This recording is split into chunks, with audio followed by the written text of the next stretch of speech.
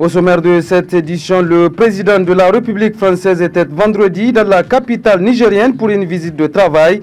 Quelles sont les retombées entraînées par cette visite de François Hollande? À suivre les échos dans ce journal. Depuis ce matin à Niamey, des assises de la réunion ordinaire des ministres de la Défense, des chefs d'état-major et des chefs de sécurité des services et des États membres de la CBLT et du Bénin. Les détails dans un instant. Et puis en volet reportage ce soir, nous consacrons un zoom sur l'alimentation de la rue. Une véritable menace pour notre santé, nous dira dans quelques instants notre reporter Omar Amma. Vous êtes sur la toute première chaîne de télévision H24 du Niger et vous faites bien d'ailleurs, mesdames et messieurs, bonsoir et bienvenue dans cette grande édition d'information. À la présidence de la République, le chef de l'État a renoué hier avec la série de ruptures collectives du jeûne initiée depuis le début de ce mois béni de Ramadan. Hier, c'était au tour des acteurs de la société civile d'être invités, les invités du moins du président de la République. Le résumé de cette invitation avec Seni Maïtiro Jibril. C'est accompagné du Premier ministre Brigitte Raffini que le président de la République, Issou Mamadou, est venu partager le buffet offert aux acteurs de la société civile de l'optique adorant pour le jeûne de Ramadan en symbiose avec eux. Au-delà de son aspect culturel et religieux, ce geste louable vise aussi à raffermir les liens entre les membres de la société civile et les autorités étatiques. D'aucuns pensent d'ailleurs que cette rupture collective doit être étendue au niveau des autorités déconcentrées. C'est d'abord un acte religieux que nous venons d'accomplir, celui de jeûner et de rompre le jeûne. Et le second point, nos remerciements vont à l'endroit du président de la République qui, pendant ce mois béni de Ramadan, a initié de rompre à chaque fois que la nécessité ou bien que l'opportunité se pose avec une couche représentative donc, de la société. Nous considérons que du point de vue culturel et du point de vue religieux, c'est une très bonne chose et nous l'apprécions à juste titre. Et nous considérons aussi que c'est une manière au moins de détendre l'atmosphère qui est un peu tendue, si on peut l'appeler, même si on peut le nier. L'atmosphère qui est un peu tendue du point de vue politique dans notre pays. Et nous sollicitons à ce que les différents acteurs politiques y fassent une situation de démonstration d'apaisement par rapport à cet état de fait. Après la prière de Maghrib, le chef de l'État a remercié ses hôtes. La prochaine rupture collective se fera avec les hommes de médias. Sur un tout autre plan, le président de la République française a effectué, vous le savez, une visite officielle de travail dans notre pays. C'était vendredi dernier, un séjour à l'issue duquel le Niger a signé plusieurs conventions couvrant divers domaines avec l'Agence française de développement AFD, n'est-ce pas, Isidore Banaba? La visite du président français au Niger a été mise à profit par l'État du Niger pour signer 6 conventions avec l'Agence française de développement AFD. Des conventions qui s'élèvent à un montant global de 74 millions d'euros, soit plus de 48 milliards de nos francs, couvrant plusieurs domaines, dont la santé, le secteur énergétique, l'éducation, l'agriculture et l'élevage. Le secteur sanitaire bénéficie d'une enveloppe de 6 millions d'euros, soit environ 3 milliards de francs CFA, pour financer l'accès aux soins des enfants de moins de 5 ans. La somme de 30 millions d'euros, soit l'équivalent de 19 milliards de francs CFA, a été allouée au secteur énergétique en vue de l'extension des réseaux de la Nigélec. Le domaine éducatif, avec l'appui au programme sectoriel de l'éducation, bénéficie d'une enveloppe de 12 millions d'euros, soit plus de 7 milliards de francs CFA. L'agriculture et l'élevage ont reçu un appui conséquent avec le programme de développement socio-économique de 11 communes concernées par le barrage de Kandaji. 14 millions d'euros, soit plus de 9 milliards de francs CFA, seront injectés dans ce secteur. Le programme Appui à la sécurité alimentaire des ménages du sud-est du Niger a bénéficié d'1,2 million d'euros, soit 767 millions de francs CFA. Cette visite a aussi permis aux deux États de renforcer leur coopération dans les domaines de la lutte contre le terrorisme et le changement climatique. À Zender, le collectif des associations civiles s'est exprimé sur l'arrivée vendredi du président français François Hollande au Niger. Ainsi, selon son président, le partenariat France-Niger est gagnant-gagnant. Je vous invite donc à suivre les explications de Haj Bachir. Il est président du COJAD. Je voudrais d'abord dire que l'arrivée du président Hollande au Niger doit être aperçue en deux aspects. Le premier aspect, c'est que l'arrivée de Hollande au Niger, président français, démontre que le Niger est en bon terme dans sa diplomatie avec la France, qui est un pays ami du Niger, qui a toujours été aux côtés du Niger et du peuple nigérien. Donc nous pensons que la diplomatie nigérienne a permis à ce que le président Hollande, président français, puisse atterrir au Niger. Le deuxième aspect, c'est que l'arrivée de Hollande prouve à l'ensemble de l'opinion nationale et internationale qu'au Niger, il n'y a pas de crise. La France, je le rappelle, c'est un pays démocratique. Et le président français ne va pas dans un pays qui n'est pas, en fait, démocratique. Le Niger, c'est un pays stable et sa stabilité a permis au président français de nous visiter comme il a visité toutes les nations démocratiques. Vous avez vu comment le président français a su effectivement s'informer de la politique du Niger et comment le partenariat Niger et France a effectivement eu beaucoup d'améliorations et mieux comment la sécurité au Sahel a été effectivement débattue parce que nous pensons que sans la paix, il ne peut pas y avoir de développement. Cela démontre que le président de la République, son Excellence Issou Mahamadou, est en train effectivement de faire émerger le Niger à travers le concert des nations. Et nous, en tant qu'organisation de la société civile qui lutte pour que la démocratie s'installe dans notre pays, nous devons effectivement appeler les Nigériens à comprendre et à chercher même à ce que nos autorités multiplient ces genres de rencontres. Parce que l'arrivée du président français au Niger, ça ne doit pas être fortuit. C'est l'arrivée du président d'une grande nation démocratique et effectivement le Niger doit en profiter. Nous nous réjouissons à travers cela, ce partenariat France-Niger d'aujourd'hui, que effectivement, au-delà de tout ce qui est en train d'être dit, quand on prend le partenariat Areva-Niger, à travers les négociations, on a eu quand même l'augmentation d'un certain nombre de taxes qui était à 5% dans les années passées. Aujourd'hui, le Niger se retrouve au moins à 12%, et ce que Areva doit effectivement verser en contrepartie comme impôt, comme taxe à l'État du Niger. Le Niger ne doit pas se recroqueviller sur lui-même. Le Niger doit s'ouvrir.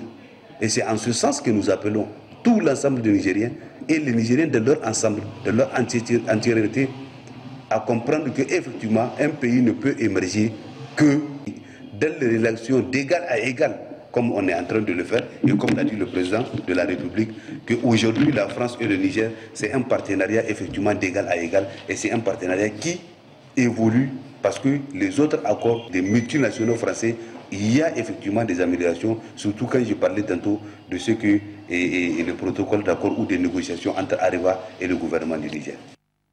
Après cette visite du président français François Hollande à Niamey, les Nigériens font le compte. Un nombre déplore en effet que le président français ait passé une nuit à Abidjan et à N'Djamena, mais non à Niamey. Du coup, cela relance le débat sur les raisons qui expliquent le constat et que plusieurs grandes personnalités préfèrent quitter la capitale du Niger le même jour après une visite de travail. Raison de sécurité ou manque d'infrastructures hôtelières de qualité. Et Nourdine Alovou nous répond. Nicolas Sarkozy vient à Niamey, mais il n'y passe pas la nuit. Ban Ki-moon et sa suite vont dormir à Ouagadougou. François Hollande, dans sa dernière tournée, dort à Abidjan et à N'Djamena, mais pas à Niamey. Et les Nigériens se posent des questions. Raison de sécurité? Que ces gens, ils ont l'habitude de classer le Niger comme un pays à haut risque. C'est peut-être ces considérations-là qui font qu'ils ne s'attardent pas et ne prennent pas le risque pour dormir à Niamey. Manque d'infrastructures hôtelières. Le Tchad ou la Côte d'Ivoire n'ont pas assez de dispositifs sécuritaires beaucoup plus fiables que le nôtre. Je pense qu'au Tchad, il n'y a pas beaucoup plus d'infrastructures hôtelières ou quelque chose qui peut supporter toute l'armada qu'il comporte dans sa délégation. Mais la question que les gens se posent, effectivement, c'est le pourquoi. C'est un constat. Des choses comme ça, il faudrait bien que les gens fouillent, essayent de comprendre, puisque quand même, en termes de suivi, on a compris beaucoup comment François Hollande a loué l'exemplarité des relations entre la France et le Niger, ces relations qui le lient avec le président de la République, Issoufou Mahamadou, en tant que socialiste, en tant que personne qu'il a connue de très longue date. Mais ma foi, il n'y a pas de plus normal que passer la nuit auprès de son hôte et discuter éventuellement de beaucoup de choses qui peuvent concerner et la vie des pays et la vie de l'association de l'ordre international socialiste. La question de manque d'infrastructures hôtelières ne tient pas non plus, car c'est ici, dans ce plus grand hôtel du Niger, que Jacques Chirac a dormi en 2003. Avant lui, d'autres présidents français sont passés, comme François Mitterrand en 1982. Valéry Giscard d'Estaing, lui aussi, est passé par ici. La plupart ont signé d'ailleurs le livre d'or de l'hôtel Gawé. Si donc ces hautes personnalités ne passent pas la nuit à Niamey, c'est beaucoup plus pour des raisons de calendrier qu'un manque quelconque d'infrastructures hôtelières capables de les accueillir. Avant la suite de ce journal, je vous informe que vous pourrez suivre juste après cette édition un entretien réalisé par nos confrères de la télévision Canal 3 avec le directeur général de l'École supérieure des télécommunications, un entretien qui portera sur l'évolution des TIC au Niger. Cela dit, un présumé trafic de bébés défraie de la chronique depuis quelques semaines. L'affaire a été révélée par le bi-hebdomadaire L'événement et a fait la une de nombreux journaux. Le parquet de Niamey, qui a pris l'affaire en main, dispose d'indices sur ce trafic, mais certaines personnes averties ou non averties s'évertuent à vouloir transformer cette affaire en une machination politique. La rédaction du groupe Dounia s'est penchée sur le sujet et tente de répondre à certaines interrogations. Mais l'affaire des bébés du Nigeria a-t-elle un caractère politique? Isidore Banaba. L'affaire des bébés n'a pas de caractère politique. Des littéraires font croire à une affaire politique, mais il n'en est rien. Et puis, cette affaire n'a pas commencé au Niger. C'est un trafic triangulaire Nigeria, Bénin, Burkina. L'enquête est menée depuis plusieurs mois par les polices des 3 États voisins. Le réseau concerne les femmes ou leurs époux qui n'arrivent pas à avoir d'enfants et qui ont recours aux trafiquants. Le parquet a ouvert un dossier suite à une enquête qui révèle des indices. Seule la justice démêlera tous ces fils pour nous dire s'il y a crime ou pas. Une chose est certaine, selon le procureur général adjoint, aucune de ces femmes incriminées n'est en possession d'un carnet de suivi de grossesse enregistré dans les maternités nigériennes. Rien qu'à ce stade, c'est un délit, car on attribue la maternité d'un enfant à une femme qui n'en a pas accouché. C'est donc du faux et usage de faux et déclaration mensongère. Rien qu'à ce stade, c'est un délit, car on attribue la maternité d'un enfant à une femme qui n'en a pas accouché. C'est donc du faux et usage de faux et déclaration mensongère. Quels sont ces indices? D'abord, toutes les femmes interpellées, aucune de ces femmes interpellées ne présente avant son accouchement une grossesse apparente. Aucune de ces femmes interpellées n'a effectué de consultation prénatale au Niger. Toutes les femmes auraient accouché de leur bébé au Nigeria. Tous les bébés sont rentrés au Niger par la route. Alors même que, au mois de leur consultation, ces femmes ont fait les va-et-vient en avion. D'où viennent alors ces enfants? Les bébés, le plus souvent des jumeaux, viennent du Nigeria et transitent par le Bénin. 8 femmes enceintes ont été arrêtées dans une maison qui ressemblait à un orphelinat et qui s'est révélée être une usine à bébés. C'était en mars dernier, dans l'état d'Ogun, au sud-ouest du Nigeria. De quoi s'agit-il? En fait, la plupart de ces femmes viennent s'isoler loin de leur famille pour éviter la discrimination des grossesses hors mariage. Les bébés sont ensuite retirés à leur mère. Au mieux, ils sont achetés par une somme modique avant d'être revendus dans les filières d'adoption illégales. Les garçons sont préférés aux filles. Quant aux jumeaux, ils sont séparés ou vendus à l'étranger car pour certaines ethnies, la naissance des jumeaux est perçue comme une malédiction. Nous avons publié des articles dans lesquels nous affirmons, avec preuve à l'appui, que des personnalités nigériennes sont impliquées dans un vaste trafic de nourrissons qui s'étend au Nigeria, au Bénin et même au Burkina Faso. Est-ce à dire que le Niger est la plaque tournante du trafic d'enfants? Pour l'instant, on pourrait dire non, mais ce scandale nous interpelle. Le Niger fait face à la plus forte fécondité au monde, avec 7,6% d'enfants par femme. Notre population croît de manière exponentielle, en faisant venir des enfants d'ailleurs. Le pays s'expose à une surpopulation à moyen terme qu'il ne pourra supporter. Nous avons plein d'enfants ici. Ceux qui en veulent peuvent en adopter. C'est bien plus honorable que d'entrer dans un trafic illicite. Nous ne pouvons aussi que condamner avec la dernière énergie ces pratiques de phénomènes qui non seulement humilient notre pays et aussi certaines familles. Apparemment, ce trafic a un caractère international. Au Bénin, au Niger et au Nigeria, de nombreuses personnes ont été interpellées. Des agents de l'État civil et des agents de santé sont également arrêtés. La directrice des affaires financières de l'Assemblée nationale du Burkina Faso a été arrêtée à Cotonou par l'Interpol, puis écrouée à la prison civile de Cotonou avec 4 autres personnes accusées de faux et usage de faux, trafic et complicité de trafic d'enfants dans la sous-région. On a démantelé au Nigeria des usines à bébés, sortes de cliniques privées accueillant les femmes enceintes avant de vendre leurs bébés. Les nouveau-nés sont vendus à coups de millions, les garçons valant plus cher que les filles.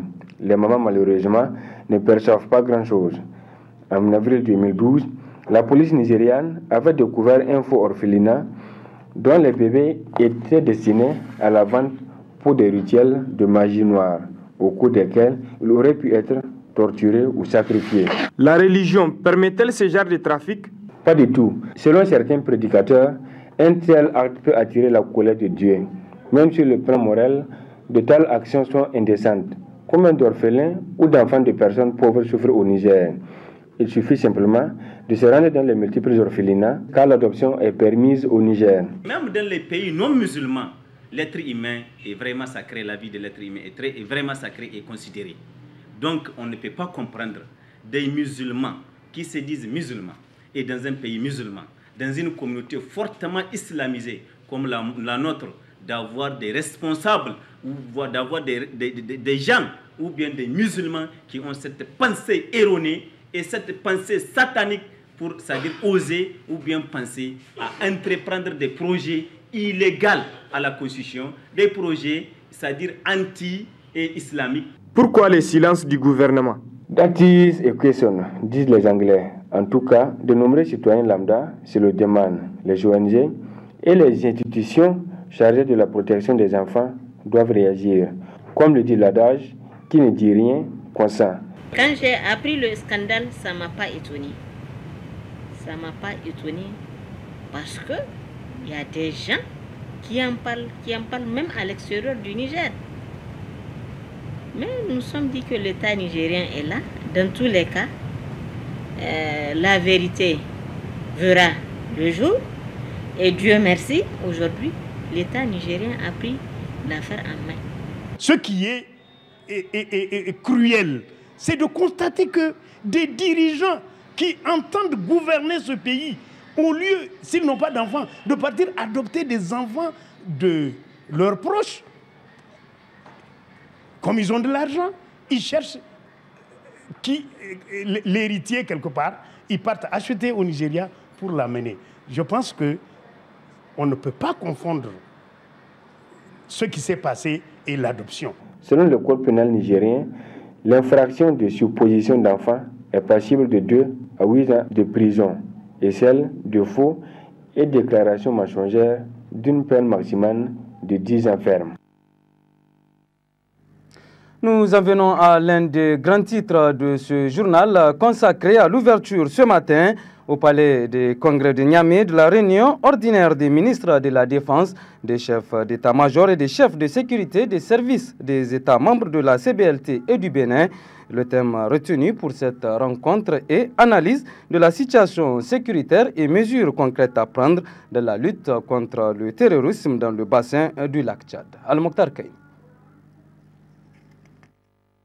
C'est le secrétaire exécutif de la commission du lac Tchad, Sanoussi Imran Abdoulaye, qui a de prime abord planté le décor de cette rencontre dans une allocution dans laquelle il a souhaité la bienvenue aux participants.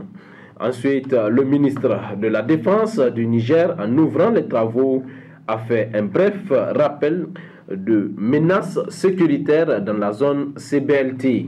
Notre espace fait face aujourd'hui à une situation sécuritaire sans précédent, qui est née principalement de la menace terroriste de l'organisation Boko Haram et autres groupes connexes, mais qui connaît aussi des vols transfrontaliers à main armée, prolifération d'armes à feu et de munitions, des trafics de personnes.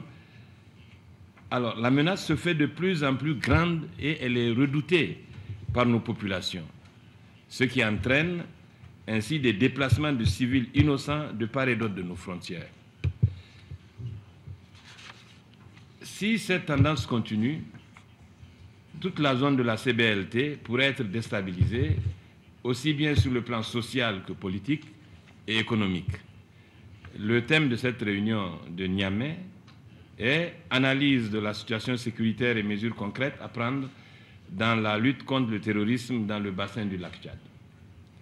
C'est pourquoi je formule le vœu que les discussions et les conclusions qui résulteront des travaux de cette réunion nous apportent des solutions à mettre en œuvre concrètement pour le retour de la paix et de la sécurité dans cet espace, pour permettre à nos populations de s'investir dans des activités de production. De cette réunion de 2 jours, des ministres de la Défense et des chefs d'état-major et des chefs de sécurité de services des États membres de la CBLT et du Bénin sortiront sans nul doute de résolutions et recommandations qui apporteront des solutions adéquates à tous les problèmes sécuritaires dans la zone. Tout autre chose à présent, le ministère de la Culture, des Arts et des Loisirs a organisé ce matin à la Maison de la Presse une journée dite d'information des journalistes sur les entreprises et industries culturelles et créatives. Une journée placée sous le thème la politique culturelle nationale, les entreprises et industries culturelles et créatives. Omar Hamma. Initié par le ministère de la Culture, des Arts et des Loisirs dans le cadre de la mise en œuvre du programme d'appui au renforcement des politiques et industries culturelles, cette journée d'information vise à outiller les hommes des médias sur certains aspects liés à la culture. Occasion pour le secrétaire général du ministère d'interpeller tous les acteurs intervenant dans les domaines culturels à consolider les biens et services culturels. Nous avons donc besoin de votre accompagnement à tous, médias, journalistes, hommes de médias, afin de relever le défi et permettre ainsi au public de s'approprier cette nouvelle vision, afin qu'ensemble, nous portons haut le flambeau de la culture nigérienne. Je vous demande donc, chers participants, de joindre vos efforts aux nôtres pour faire du développement culturel une réalité tangible.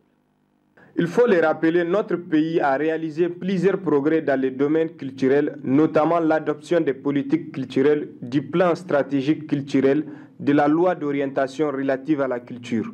Cette journée est donc très bénéfique, comme le soulignent les participants. C'est pour amener justement, amener le ministère à échanger avec les communicateurs de la place, leur faire comprendre ou leur donner des notions sur un certain nombre de vocabulaires. Comme vous savez, chaque administration a ses vocabulaires, a son vocabulaire du moins. Ça, c'est de un. Et également, leur inculquer une certaine conception, une nouvelle conception, j'allais dire, de la culture, qui n'est plus seulement cette conception traditionnelle, où on pense que la culture n'est pas rentable, où la culture est budgétivore, où la culture c'est seulement la simple distraction. Non, on veut par le biais justement des journalistes culturels qu'ils aident le ministère à faire comprendre à la population que la culture aujourd'hui n'a rien à voir avec les autres secteurs dits classiques qui participent à l'économie du pays. Aujourd'hui, la culture est rentable, la culture est source de création de richesses, la culture est source de création d'emplois. Donc c'est cette notion-là que le ministère souhaite inculquer au niveau des journalistes qui sont vraiment des vecteurs de communication. Ce programme d'appui au renforcement des politiques et industries culturelles a débuté en 2012 avec l'appui de l'Organisation internationale de la francophonie, OIF, dans le sens d'échanger avec les communicateurs pour l'épanouissement de la culture nigérienne. Durant cette journée, les experts vont répondre aux différentes préoccupations des journalistes. Actualité dans nos régions. À présent, Zender Agri-Hub a organisé un atelier d'information à l'intention des producteurs et acteurs intervenant dans le domaine agricole de la région. Objectif, améliorer la production agricole au Niger. La correspondance RTD d'Amagaram, Moussa Adamou Garba. Partager avec les acteurs et chefs de manœuvre sur les possibilités qui peuvent s'offrir à travers des réseaux dans le cadre de l'entrepreneuriat agricole, c'est entre autres l'objectif recherché à travers cet atelier de formation. C'est le secrétaire général de la ville de Zender qui a présidé la cérémonie d'ouverture de cet atelier. Les objectifs visés à travers l'organisation de cette rencontre sont entre autres informer les acteurs sur les chaînes de valeur de Zender et sur les activités et la vision du réseau Agri Profocus Agri-Hub Niger. Identifier des organisations de productrices et de producteurs entrepreneurs pour constituer un noyau Agri-Hub de Zender afin de disséminer les expériences et la vision d'Agri Profocus Agri-Hub Niger.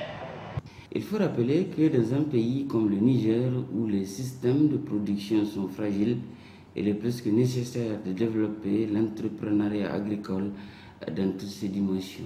C'est franchement une nécessité, c'est un besoin local fort, celui de voir tous les acteurs ensemble pour regarder vers une même direction de valorisation de la fonction de l'agriculteur, de la valorisation de la fonction tout court de chaque acteur et qui va permettre à chacun de tirer le meilleur profit. C'est cela ce qui se lisait dans la salle et nous qui ambitionnons quelque part de voir les acteurs ensemble, nous ne pouvons qu'être satisfaits de ce que nous avons observé et nous osons espérer tout simplement que l'engouement d'aujourd'hui puisse se poursuivre pour que Zender puisse disposer de son réseau agricole ou le noyau des acteurs intervenant sur les champs de valeur agricole. Agri Niger est un réseau de 6 organisations pour la promotion de l'entrepreneuriat agricole. Le présent atelier permettra sans nul doute à tous les acteurs de participer activement à l'émergence d'un entrepreneuriat agricole dynamique dans notre pays. Et puis, comme annoncé, le volet reportage de ce journal est donc consacré à la nourriture ainsi qu'aux aliments qui se vendent partout dans la ville de Niamey sans aucune protection hygiénique, une situation qui constitue un véritable problème de santé publique. Le reportage de Omar Amma. Face à l'urbanisation accélérée de la ville de Niamey, la question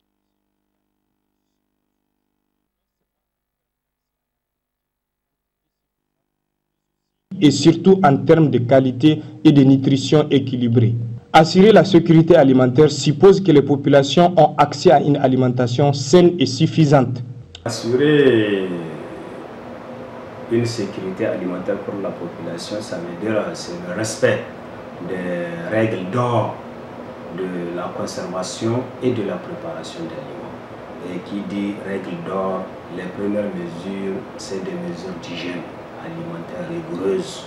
Vous savez, l'aliment a une hygiène spécifique qui le protège de tout ce qui est substance qui peut l'endommager. Ça peut être des germes, bactéries, virus, champignons, etc. Comme ça peut être d'autres substances qui le dénaturent. L'hygiène alimentaire et la problématique de l'alimentation de rue se posent avec acuité au Niger. L'offre d'aliments ne répond pas souvent aux critères de qualité. Les restaurants de rue et autres vendeurs de nourriture ont pour clients les populations démunies aux moyens limités. Des clients qui s'accroissent sans cesse du fait de la morosité économique du pays. Je peux vendre 15 poulets par jour. Je gagne un bénéfice de 8 000 francs, souvent plus. Ce commerce me permet de vivre. Donc, je prends toutes les précautions pour assurer l'hygiène et protéger les aliments que je vends. Les mauvaises conditions de préparation et de vente des aliments, notamment cuits, favorisent la venue des maladies liées à l'intoxication alimentaire. D'ailleurs, c'est les grands facteurs qui exposent la population et ces facteurs qui sont en tout cas source de différentes maladies et d'origine alimentaire. Et quand vous prenez par exemple par rapport à la mauvaise condition de préparation, plus un aliment est mal préparé, surtout à ce qui concerne par exemple la viande. Prenons l'exemple dans le cas où la viande est contaminée. Et surtout à l'heure actuelle où quand même beaucoup d'acteurs ne jouent pas le jeu par rapport à la mise sur le marché de la viande.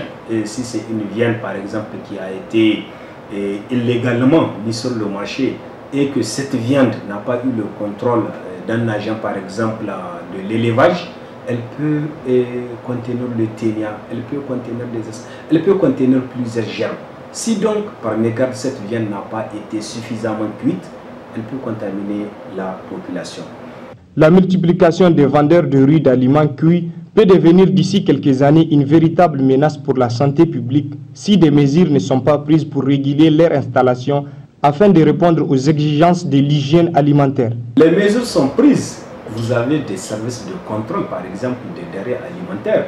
Vous avez, dans la plupart du district, vous avez des techniciens qui sont agréés, qui doivent aller dans les boutiques, qui doivent aller dans les écoles, qui doivent aller sur le marché, qui doivent aller là où on vend les denrées alimentaires. Tout celui qui n'est pas muni normalement de sa carte de vente de denrées alimentaires, cet aliment-là doit être retiré et détruit. Face à ces défis majeurs, certains acteurs intervenant dans les domaines de l'hygiène et de l'assainissement ont organisé des ateliers et des formations sur cette problématique de l'alimentation de riz afin de promouvoir un comportement favorable à l'hygiène alimentaire au sein de la population. Vous avez aujourd'hui 1,8 million de personnes qui utilisent la latrine insalubre ou partagée et vous avez 12 millions de personnes nigériennes effectivement qui n'ont pas du tout de latrine, qui défèquent à l'air libre. Ce qui fait que chaque année, nous perdons 75 milliards de francs CFA de suite des mauvais assainissements. Et je pense que nous devrons tous être conscients de ces dangers parce que la question d'assainissement et d'hygiène, c'est une question de tout le monde. Ce n'est pas une question de l'État ou des partenaires ou une question de collectivité, mais ça relève de tout un chacun. Selon toujours les présidents du REGEA, il faut normaliser ce secteur afin de garantir à tous une alimentation de qualité, gage d'une bonne santé. Nous tous, nous allons œuvrer pour la bonne pratique d'hygiène et d'assainissement dans l'ensemble du pays pour protéger nos enfants. Les femmes et les enfants sont les plus vulnérables. Et je pense que être propre, on ne doit pas venir t'imposer à être propre, c'est un truc culturel. Et je pense qu'on doit effectivement faire des efforts pour être propre. Tout ce que l'État va mettre en termes de moyens et partenaires, tant que nous, on ne contribue pas, ça ne peut pas aller. On va mettre beaucoup de milliards de l'assainissement ou l'hygiène. Tant que les citoyens ne fassent pas d'efforts, effectivement, ça va échouer et ça va tomber à l'échec. Je pense que c'est là où on doit faire un travail formidable, chacun à ce qui le concerne, de faire le minimum pour pratiquer les bonnes pratiques d'hygiène et d'assainissement. La solution du problème de qualité et d'hygiène demeure la sensibilisation des masses sur une longue période. Pourquoi ne pas organiser une table ronde sur la problématique de l'alimentation au Niger? Voilà, c'est sur ce reportage signé Omar Amma et Munkaila Tijani que se referme ce journal essentiellement consacré, vous l'avez constaté, à l'actualité nationale. Merci à vous de l'avoir suivi et je vous souhaite de passer d'agréables moments en compagnie des programmes de l'H24. Au revoir.